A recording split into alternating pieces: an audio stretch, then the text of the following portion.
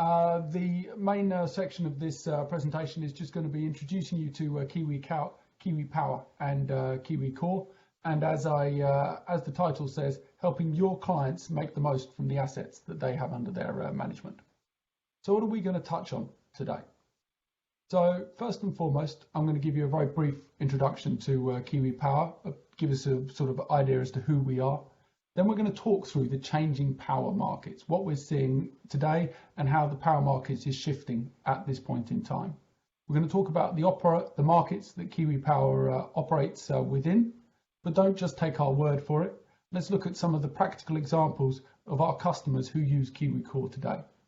Then we'll dive into the Kiwi solution, and then we'll take a step back. What happens next? What are the next steps that you need to take after this webinar to get a subscription to Kiwi Core? And then we'll cover off any questions. So, who is Kiwi Power? So our vision is to simplify distributed energy for global sustainability impact. So what does that mean? Kiwi Power have developed a technology solution that will allow your customers distributed energy resources, so the various different assets that they have on site, be it backup or standalone, and provided a simple way for them to access additional revenue streams over and above what they're accessing today. Why does that have a global sustainability impact? Well, we're providing the technology through the Kiwi Core platform that will give them the opportunity to access the revenue streams. What are the revenue streams doing? The revenue streams are supporting the shift to a net zero. So by providing the flexibility, the assets that can go up when wind is low or down when wind is high, by making them available to National Grid to go up and down and to earn revenue for that, we're supporting that global shift to net zero and that flexibility and providing that flexibility that's necessary to make us ready and fit for a sustainable future. So what's our experience? What's our background? So we have got a 10-year track record, and that 10 years is embedded and built into the platform that we've been developing over the 10 years. On that platform, we have over 1 gigawatt of assets under management. Of that, we have the most advanced asset type available out there, energy storage, and we've got 80 megawatts plus of energy storage assets as part of that portfolio. We operate across 800 sites globally, across 10 different countries. And so from our point of view, if there are very few assets and very few customer types that we haven't come across in our 10-year experience, in our gigawatt under management, in our 800 sites, in our 10 plus countries. And we have over 80 employees dedicated to building and growing the Kiwi Core platform. But don't just take our word for it. We've been recognised by the Guidehouse Insights, a market intelligence team that provides emerging technology research, data and benchmarking service. And they provide the market intelligence designed to clarify investment and expansion opportunities for industry participants. And the Guidehouse Insight Navigant Research Leaderboard placed Kiwi Power top on execution and a leader of strategy in the virtual power plant market.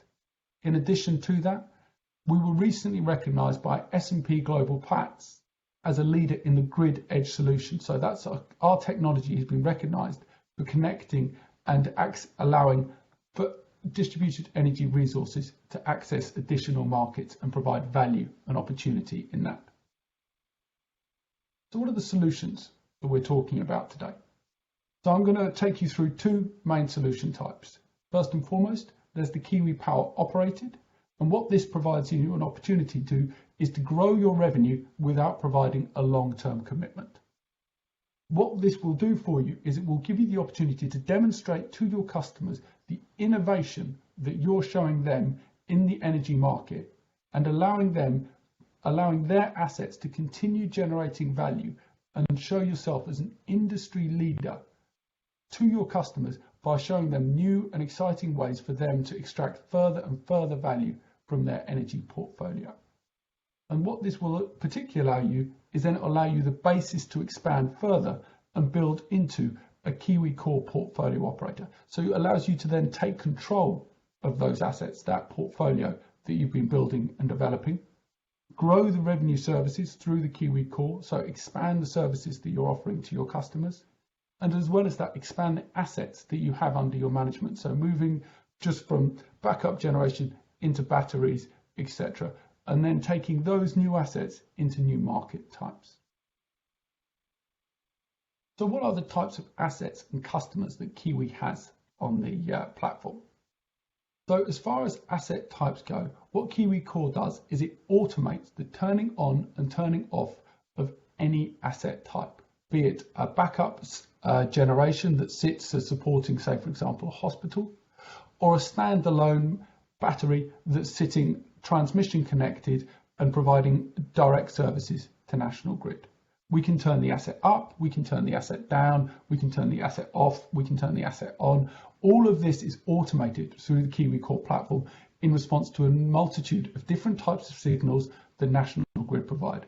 What we do is we simplify the management of that asset, and by doing that, allow you and your customers to extract value from that asset through these various different markets. With regards to the size and types, we go down from as small as a 4 kilowatt air conditioner all the way up to 30 megawatts of battery. So that gives you a good idea as to the multitude and range of different asset types that we have on this platform. With regards to the customers, we've got aggregators who have automated hundreds of megawatts across multiple markets, and we've got individual asset owners who've automated the management of kilowatts of assets.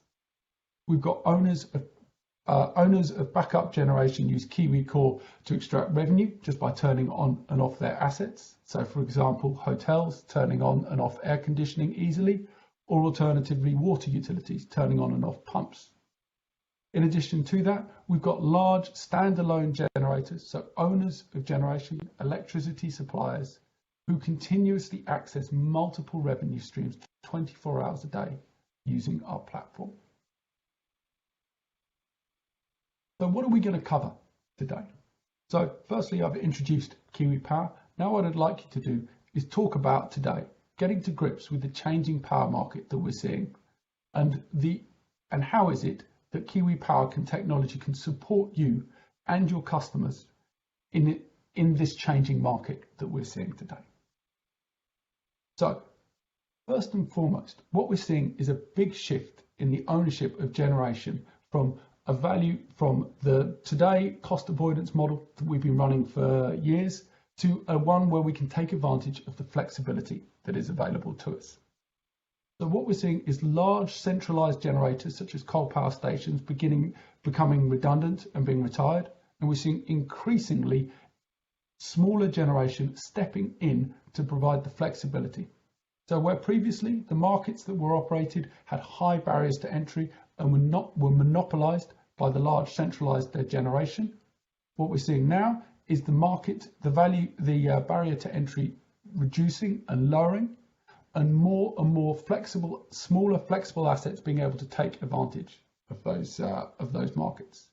In addition to that, we're seeing the closing of the old market, so that cost avoidance model is ending, and the owners of that generation of those assets that previously cost avoided are looking for new opportunities and new ways that they can generate value through these various different assets.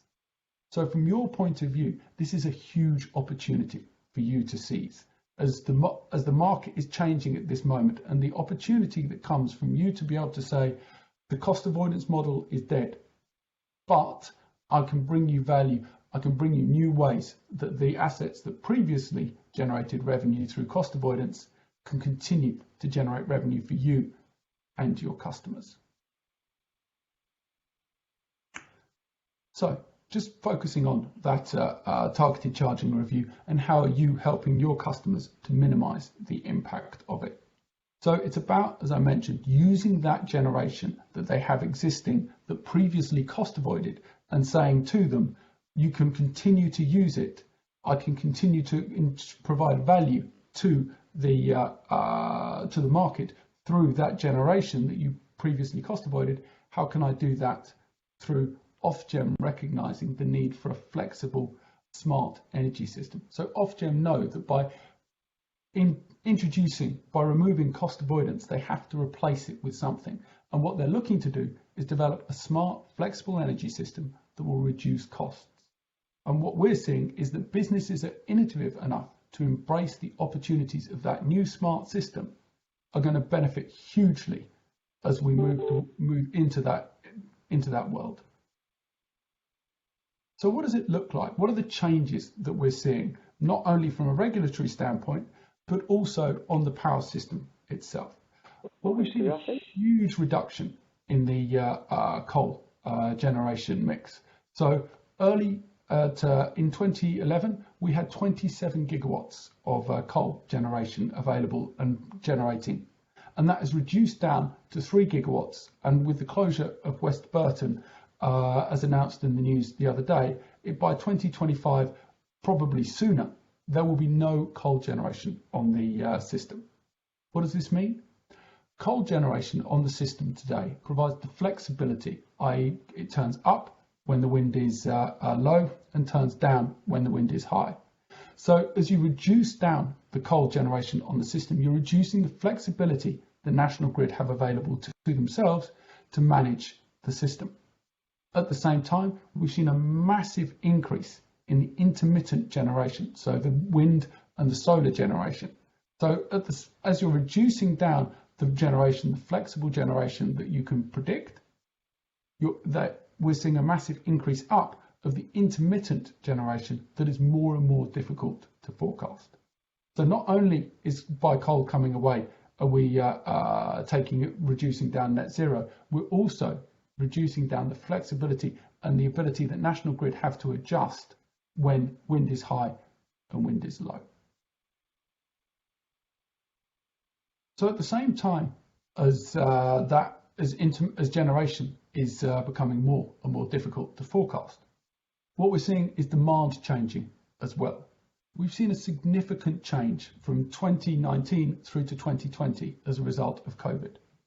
So we've seen a drop of 23% in demand across some days, and we're focusing particularly on the May Bank holiday of 2020 in this graph. And so from National Grid's point of view, not only are they having issues with forecasting this intermittent generation, they're now seeing a massive increase in the changing and inability and the difficulties of forecasting the demand curve. And this is only going to get more difficult. As we move into 21 and 22, more people start working from home, we change the demand profile further. And as a result of that, we see the demand changing again. Then we start introducing electric vehicles, heating. Demand is going to become more and more difficult to forecast. So we're now living in a world where not only is the generation difficult to forecast, but also at the same time, demand. How are National Grid managing this? How are National Grid approaching this particular issue? Well, what they're doing is they're introducing new markets. So in this particular case, they introduced what is called the optional downward flexibility market. And on one day in May, they paid out 4.2 million to people who participated within this market. And Kiwi Core was live in day one, providing our customers access to that revenue. So as these new markets, as these new opportunities are being established, Kiwi Core is there providing our customers a route and access to that revenue that is materializing as National Grid make these changes and adjust to this difficult world, this world where it's difficult to forecast flexibility, difficult to forecast intermittent generation, and difficult to forecast demand. On the converse side, if we then flip that around to the changing demand, so the previous slide was looking at a low demand situation and high renewable penetration. If we then look at a situation where we have low renewable generation, so we take a look at early January, intermittent renewable generation was less than 6% of the day's generation. And if we think about early March, where it's less than 3% of generation, what is the impact on our on cost and electricity prices during this time? So during this particular point in time, because we have such a high embedded level of intermittent generation, National Grid have to find new ways to be able to replace that generation. How do they do that? Well, they ensure that people who are active, people who can react to these changes, people who can provide additional generation at the point in times where wind is low, are able to benefit from that through as a result of the price spikes. So Kiwi Core operators can automatically dispatch their assets using a price feed to say to you, and you can then say to your customers, as a result of this particular price spike, Kiwi Core will automatically dispatch your assets to take advantage of these price spikes. So from your point of view, you're now saying to your customers, not only are we benefiting from a world of high renewable generation and putting you into new markets to provide National Grid the flexibility to do that, at the point in time where there's low renewable generation, you're also supporting the network by dispatching assets to meet those periods of time where there's a shortfall. And all of that can be supported and is accessible through Kiwi Core. So what does this mean with regards to National Grid? So what is their view of the system? So their view is that they need to use the whole system flexibility. So what they want to do is they want to take advantage of all the flexibility out there, all the asset types that are out there, and use them to move us towards net zero, and use that flexibility to turn up and down at the point in time where wind is high or low. So what does that flexibility look like? What does that whole system flexibility look like? We know from the government statistics, there is over 11 gigawatts of backup generation in the market. And this 11 gigawatts has the potential through Kiwi Core to be earning revenue. At this particular point in time, it's avoiding costs, but that's £850 million worth of costs to NUOS costs that they're going to get hit with as a result of the targeted charging review. So the question that your customers will be asking you is, how are you going to be helping me minimize the impact of that change? How is the owners of that 11 gigawatts of backup generation going to be minimizing the impact? Magic wand. So what are the markets that Kiwi Core operate in, and what are the markets you can use to minimize the impact of that change, of that 850 million? But before we get into that, let's just take a look at the types of flexibility in a bit more detail around that sit on Kiwi Core.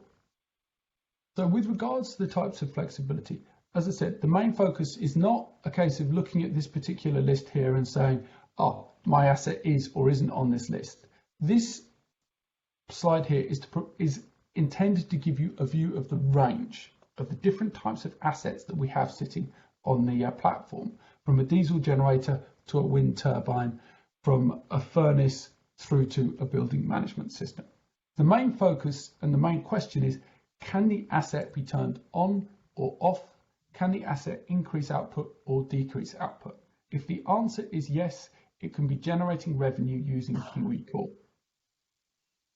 From our point of view, we are yet to come across an asset that can't be turned on or off, up or down, that cannot be put onto the platform and generating revenue for your customers. With regards to those customer types, again, this list is not aimed to be exhaustive. The idea here is to provide you a view, a range of the different types of customers that use the platform. So you have mining and quarries, through to IT, through to universities, through to metal processing. Again, it's all about the range, the multitude of different types of users that use Kiwi Core to generate revenue for their assets. So what are a couple of examples of the different ways you can generate revenue through the markets that National Grid run? So I picked out 4 different markets that should give you a good idea as to the different range. And Kiwi Core provides and supports not only these, a multitude of further markets. The main point to take with regards to these markets is everything that you see here is automated. So everything that you see on this screen here the response times, the dispatch, the duration, etc., etc. All of this is covered by National Grid. The particular issue here is what does the different markets offer, different services offer to National Grid, and what are the different types of assets that can be used to generate.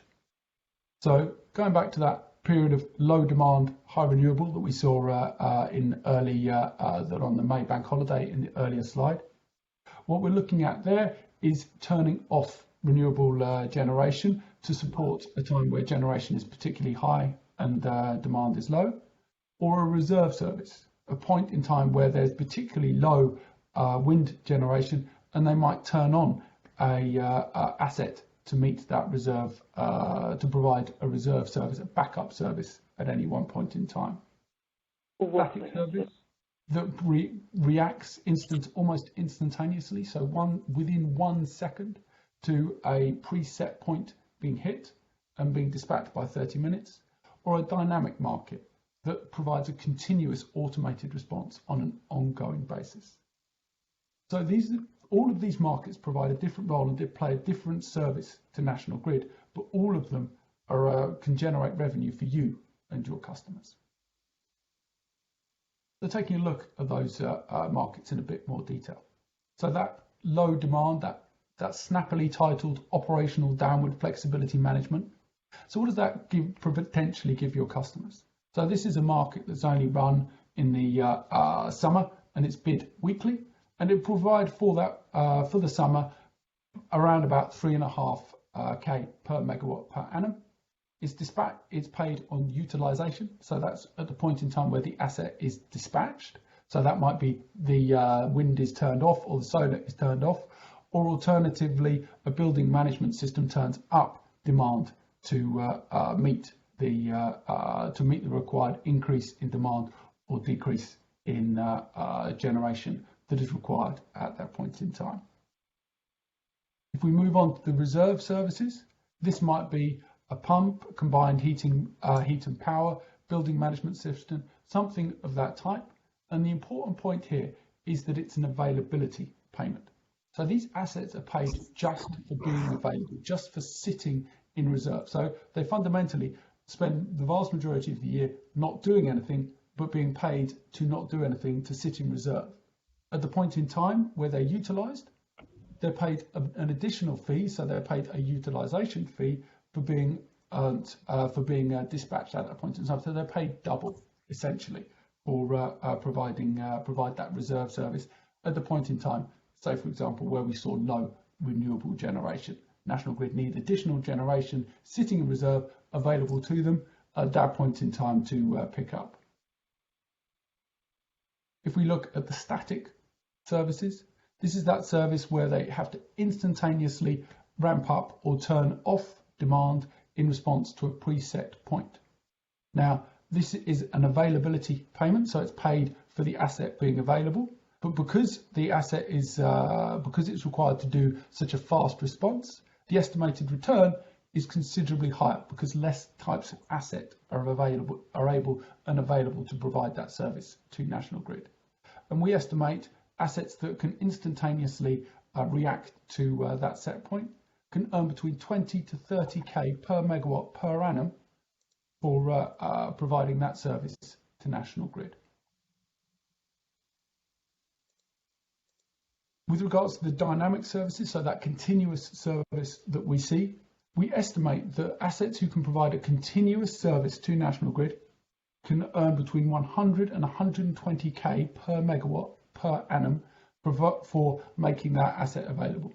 Now, this is a very niche type of market that is focused particularly on batteries, but where your customers are thinking about installing batteries, are thinking about sort of the opportunities that might come with batteries, you can now offer through Kiwi Core the opportunity to act in these various different markets and provide them access to returns of this type through you using Kiwi Core. As I mentioned, that list isn't exhaustive, but the idea is to give you a type of idea as to the range, both from a payment point of view, but also a type point of view of the different markets that are available to your customers' assets to operate within. And what we're seeing is that National Grid are making commitments to make more and more markets available. So more and more ways for your customers to earn revenue through Kiwi Core. A great example of that is the low demand ODFM market that was only established last year, and they established that within weeks to in response to the need for a market that could turn down generation as a result of high generation of high renewables, low demand. And Kiwi Power is committed to staying at the cutting edge of the electricity market development. So as these markets become available, as these markets become rolled out, Kiwi Core will support your customers in ensuring they can continue to monetize their assets using our platform. So what is that solution? How does the Kiwi platform operate, and how do your customers and you engage with the Kiwi? So first and foremost, there's the day before the asset goes live. So Kiwi Fruit, which talks to your customer's asset, and then the customer itself inputs non-availability. Now this is a really important point. They're not saying as and when the asset is available. They're saying when the asset is not available, and that is as simple as scheduling a meeting. So for the twice a year when the asset is providing maintenance, all they do is just schedule a meeting in the Kiwi Core on the Kiwi Core platform, and they have blocked out the times that the asset is unavailable. Outside of that, as far as they're concerned, the asset is earning revenue. Once the megawatts are established, so we know how many megawatts are available through your customer selecting their by saying when they're not available, a bid is submitted. The bid results are then output. Any assets that are accepted are scheduled, and any assets that are rejected, an email is sent to confirm. Once live, everything is automated. So from that point forward, everything that happens on this screen is all automatic. On this section is all automatic. So the asset is live in the program, and it's dispatching in response to those various different signal preset points, National Grid decisions, etc., etc. Metering is all provided through the Kiwi Fruit. So all of that information is included. So there's no need to go out and buy additional metering or anything like that. It's all captured within Kiwi Core and dispatched to National Grid. Performance reporting is provided through Kiwi Core and sent to National Grid to provide performance monitoring. Day plus 10, an invoice is received to Kiwi Power. We validate that invoice. If we have any issues, we go back to National Grid to raise concerns. Once validated, we then pass the invoice through to you. At which point, National Grid then pay the services and we pass through payment to you. And finally, you pass through payment to your customer. With regards to offering this particular service to your customers, as far as you have to do, you have to receive an invoice and you have to pass through payment. That's it. Kiwi Core has simplified this market to the point where all you have to do is just confirm that they're going to confirm how much they're going to be paid and pay your customer. So with regards to accessing the new market and offering this service to them, it really is that simple. So what does that Kiwi Power subscription do? It provides to you it brings you new opportunities. So you can now widen the range of revenue and different services you offer your customers. You can reduce the impact of the targeted charging review on your customers. So you can say to them, I know that you can't cost avoid anymore, but you know what? Those assets that you use to cost avoid, they're still available. They can still run. Here's the opportunity that I can present to you to monetize those assets. And so it ensures they maintain an ongoing return. It creates a new and important revenue stream for your organization. So it diversifies your revenue streams and widens them to start including National Grid services, and provides you an additional link to your customers. So from your point of view, as you grow your customer base and offer new opportunities, you can say to them, I've got this link, through me, I can offer this service. As we look at the Kiwi Core operated solution, This is all about how you can now take control of that. So in the previous solution, Kiwi Core, Kiwi Power operated the solution for you. In this solution, Kiwi Power is removed, and you control and own Kiwi Core and provide this service directly for your customers. What does that mean when what does that Kiwi Power subscription mean for you? It means that you can offer a new revenue service and increase the asset types you have under your management. Kiwi customers who have expanded their business to include hundreds of megawatts under management by using Kiwi Core, by taking control of their customers' assets. And you can do the same by taking that control through the Kiwi Core portfolio operator. It further widens your widens your offer to customers and expands the market access you can provide them. For example, you can start talking to them about putting their assets into the balancing mechanism. Fuck's sake. And it means that you can automate reaction to market events. So that point I made earlier with regards to low wind, when prices were up at £4,000, at £600, to using third-party price information, you can dispatch your customer assets in response to those types of prices. And finally, it offers you the potential to offer international services to your more global customers. So whereas a customer is global, you don't have to just talk to them about the UK. Through Kiwi Core, you can talk to them about the global possibilities associated with the platform. But don't just take our word for it. Here's here's an example of the different sectors that we cover, the type of revenue that those sectors are earning, the different types of assets that they have under their management, and the sizes of assets within those sectors. Now, this is just to give you an idea as to the opportunities and the various different areas that you can potentially speak to your customer about. But the main thing from this point of view of this slide, and all slides, I'll circulate the slides afterwards, is to understand the huge potential and the different variety of asset types, sectors, that you can access using Kiwi Core. So what happens next? What happens after this webinar? How do you get access? How do you get access to that subscription and start offering your customers Kiwi Core?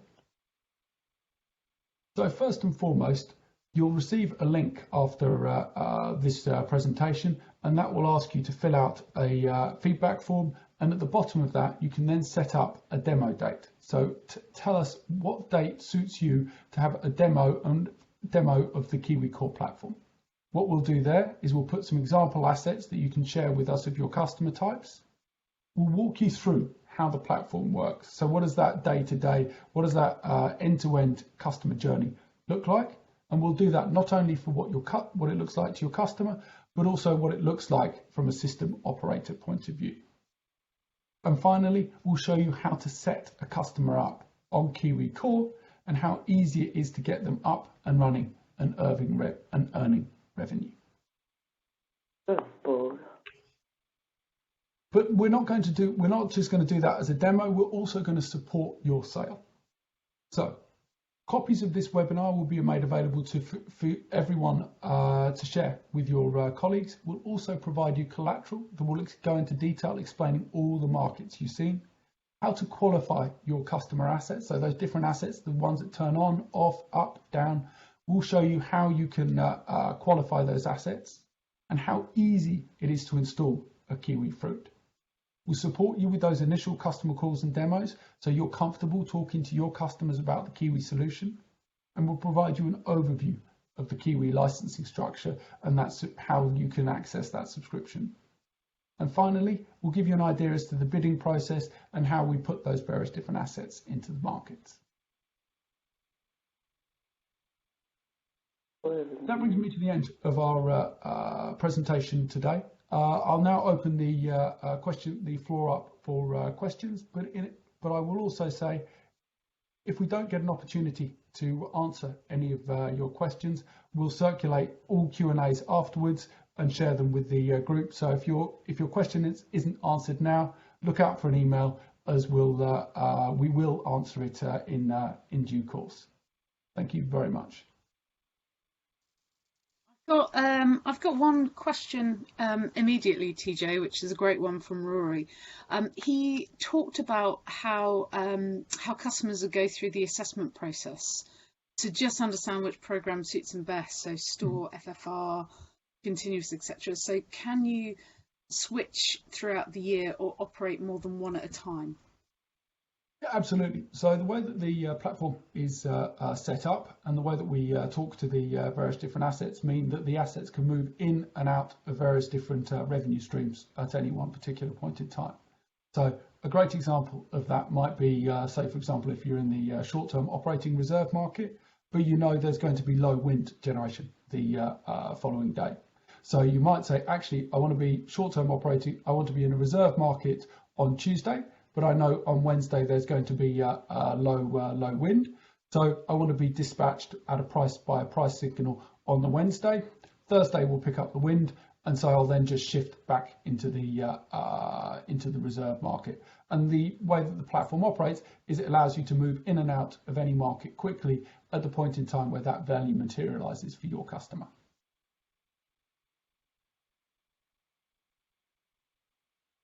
Great. While I'm looking for some other chats in the chat channel, how quickly can you set someone up on the platform, TJ?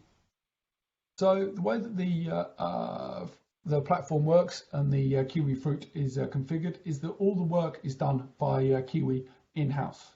So we will configure the Kiwi Fruit for the asset, and at the point in time where it's dispatched, it's simply plug and play. So on the Kiwi Fruit arriving on site, the local area network cable is plugged in, and it will instantaneously materialize on the Kiwi Core platform. So from that point of view, as far as sort of getting access and up and running, as soon as you receive the Kiwi Fruit, you're up and running and good to go.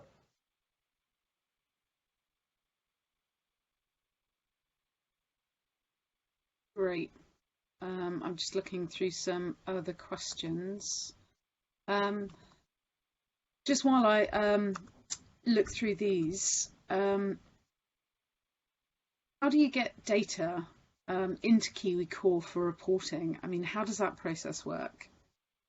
So the way that Kiwi Core has been set up, it's been set up by various different feeds to be able to access all of your various different software solutions. So if you have billing systems or anything of that type, Kiwi Core has been set up to link in and automatically provide the data and data feeds for your customers.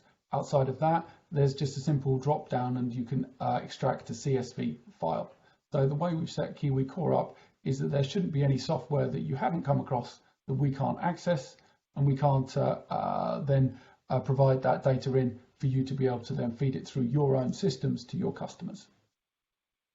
Is that the same with price data for dispatch?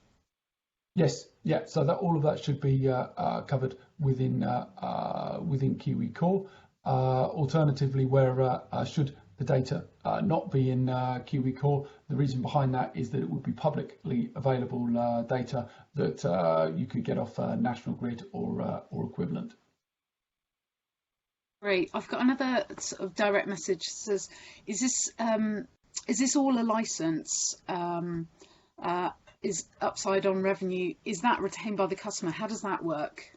So this is all a subscription fee, so it gives you absolute cost confidence. So from that point of view, you haven't got to sort of worry about sort of changing volatile prices. This is all done on a subscription basis, so you've got absolute cost certainty in using Kiwi Core, and also in addition to that, it gives you the upside, so you retain the various different upsides associated with operating within a market.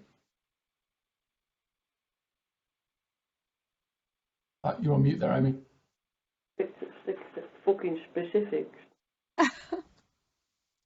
Yeah, sorry about that. I was saying a couple of questions from Richard in the chat. How do you start from scratch with clients who have little visibility or aren't experienced in any sort of DSR? How do you cope with that? For me, from that point of view, the approach that we normally take, and we're happy to hold your hand through this, is that we run them on a demo of the platform. So we would show them the platform and the ease with which and the experience that we have in dispatching assets. So the big point that when I'm having this conversation with customers is around the 800 sites that we have under our management, the multitude of the variety of asset types that we have under our management, and the different customer types. So it's all about demonstrating to them the experience and confidence that Kiwi has in managing the assets of that type, the experience that we have within their their asset and their particular sector, and how they and the particular and the specific opportunities associated with that asset, that sector, that they will allow them to earn revenue. So when starting the conversation, it's all about experience. It's all about saying to them, look, this is just because you haven't done this before, this doesn't mean that it's never been done before. Actually, it's been done for 10 years. It's all about, you know what, this is what it looks like for the last 10 years. These are all of the assets, all of the customers that do it at the moment. Why don't you start earning revenue and take advantage of this opportunity as well?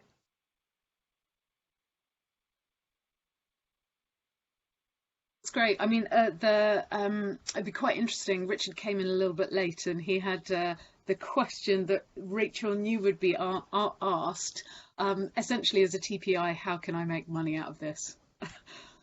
Absolutely. So from that point of view, it's a case of how you want to make money out of this. So it's up to you. So you could either take a share of the upside with regards to the revenue. So you could say, I'll take a proportion of the upside. You could pass it through directly all through to your customer. It's entirely up to you. This is the beauty of a subscription, of having a platform service, is that you can own this. This is up to you as to how you want to make money, as to how you monetize your customers' assets, and how you pass that value through to them.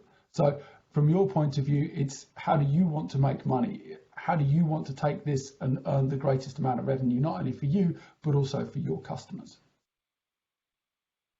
Brilliant. I hope that answers most of Richard's questions. There's a great one here from Paul, which talks about what data or information is needed to run an initial desktop exercise to identify what would be the best mix of options. So from that point of view, what data? It's from your point of view, it's about sharing with us what you think is the greatest opportunity. What you taking a look at your customer portfolio, you can say to us, you know, I've got a 1 megawatt battery over here, I've got a diesel generator over here, I've got a solar over here. It's about sort of bringing to us and saying as much and as varied information as possible and test this. So we can then provide we can support you in that desktop exercise by saying, okay, this asset here, this will generate this amount of money, this asset here, this will generate this amount of money. This is the value that you can provide to your customers through this particular route. So we can sort of initially support you with that desktop. As you become more comfortable with that, you'll then go away and say, okay, I now sort of understand how these markets operate, which assets fit in which markets, and then you'll be able to sort of go away and sort of be sort of more proactive with your customers in approaching them and saying, actually, I know you've got XYZ. XYZ will generate 1, 2, 3 of revenue. This is brilliant. I'm getting an enormous amount of direct messages and trying to check those. So apologies to anyone that I don't get to in time. I'm going to make sure I get all these questions and we'll follow up with them. I've had one that's quite specific. It basically says if you log, say, 10 megawatts on the platform, but actually end up with 15 megawatts in a month, how do you handle that? So very specific question. The way that we've structured the subscription fee is that it will then it's the same as a telephone mobile phone contract. It's sort of pay as you go. So if you suddenly find yourself with a load more megawatts than you were expecting, that doesn't mean that those megawatts can't earn revenue. In fact, they absolutely can earn revenue. We'll just put them on a sort of a pay as you go sort of increase in your data at that particular point in time, and then we'll wrap them into the main contract the following month. So the way that we've structured it allows you to instantaneously increase up your megawatts and worry about the sort of costs, and sort of ensure that those customers have got immediate access to the market without having to sort of get a subscription all sorted and then delaying your customers earning revenue. So yeah, this might be a follow-on question that is kind of answered by that. But basically, if you operate the platform, if the TPAs operate the platform for the customers, but they're all using smaller assets, can they all be added together to bid into the market? Absolutely, yeah. So the way that National Grid structures the market is they allow for aggregation. So you can wrap all of your customer assets together in one contract and say, I just want to treat all my customers as one and bid them in all together. Or alternatively, what you can do is you can separate them in customer by customer contracts. The main point just to note is National Grid do have contract limit sizes. So for example, one market might have 1 megawatt limit, another market might have a 3 megawatt limit. So it's all about sort of how do you wrap them together to ensure that you hit the National Grid requirements, but fundamentally you can either aggregate them together or treat them as separate customers, however you want to set it up. And the platform will allow you to do it either way. This is brilliant. I'm fielding another question. This is great. Is there an opportunity to utilise CHP assets in any of these new markets? So where that asset is primarily used to generate cheaper power for the facility in question? Yeah, so CHPs we use quite a bit, predominantly for their turn up and turn down ability. So the main markets that we see CHP in is the reserve market. So where the CHP has some headroom and can turn up, we will take a baseline of that asset and at the point in time where it's utilised, we'll then turn the asset up to provide a reserve service. Or alternatively, where we've got that time of a particular low demand and high generation, we can turn that asset down to reduce down the generation and be paid for that. So CHPs are great assets in that they sort of allow us to do multiple different things. Great. I mean, I think there's quite a few detailed questions that we might want to follow up individually. Cool. Jamie does have a question about penalties, if there are any penalties if the client can't fill obligation on capacity.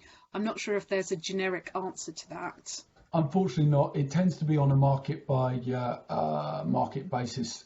So without diving into the detail of the individual markets, I'd rather give a more detailed explanation in the Q&A afterwards. Yeah, I think I've heard you kind of field similar questions before, and it's all about specifics. I've got one final question here from another DM. If I don't want to buy a subscription, but I wanted to promote the solution to customers, is there any opportunity for a partnership? Yeah, absolutely. Absolutely. So from our point of view, we're all about megawatts. So more megawatts, the better. So from that point of view, it's the way that we've structured this presentation and Kiwi Core is that we want to bring as many megawatts on as possible. So let us know what suits you best to get those to get your customers onto the platform, be it the Kiwi Power operator model, the Kiwi Core operator model. I think I've got to the end of most questions, but I've got streams of different threads. So my apologies to anyone that I haven't specifically answered. What I'm going to do at the end of this, TJ, if you can keep the screen open, I'm going to make sure I take down every single question because there's a few I might not have hit. Firstly, thank you so much for everyone sending all those questions through. The follow-up will contain detailed Q&A, so we will get to answer them. All it remains for me to say is thank you, TJ, for all of that information. Thank you so much to Rachel and the rest of the UIA for involving us and doing this in partnership. Is there anything you'd like to say towards the end, TJ? Just to thank everyone for taking the time out on as I said, the sunniest day of the year so far. So having been locked inside to spend another hour locked inside listening to Kiwi Power, I'm very grateful. Hopefully you do all have my email, phone number. So if you have any other direct questions or anything like that, please feel free to reach out. I think we're going to circulate a recording of the webinar afterwards, along with Q&A and that form that I mentioned. So keep an eye out for all of that. Yeah, so just on that,